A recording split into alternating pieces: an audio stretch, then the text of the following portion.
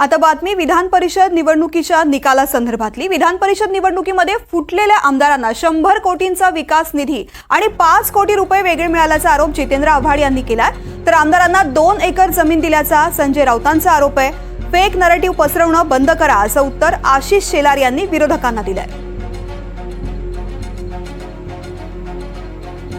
तुम्ही आमदारांना 5 कोटी 100 कोटीचे कामं 5 कोटी कॅश आणि 100 कोटीची कामं देऊ हे आमिष दाखवून त्या आमदारांना वोट करायला लावलं। ते आमदार तुम्ही विकत घेऊ शकता, जनतेला नाही विकत घेऊ शकत। उद्या परवा ही नावं फुटतील, या आमदारांची हालत काय होईल बघा गावामध्ये।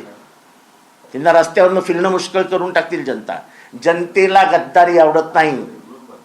मी निवडून दिलेला आमदार, माझ्या मतावरती निवडून आलेला आमदार 5 कोटीला स्वतःला विकतो, हे जनतेला अजिबात आवडत नाही।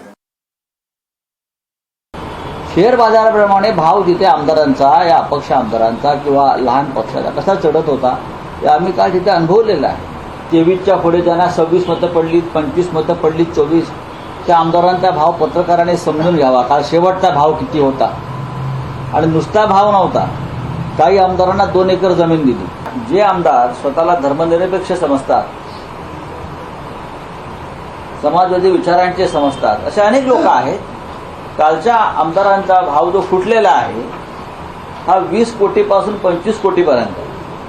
पण ही निवडणूक साधी नव्हती, ही निवडणूक सोपी नव्हती, ही निवडणूक पैशाची होती। ही निवडणूक धनशक्ती विरुद्ध जनशक्ती ही अशाच प्रकारे होती।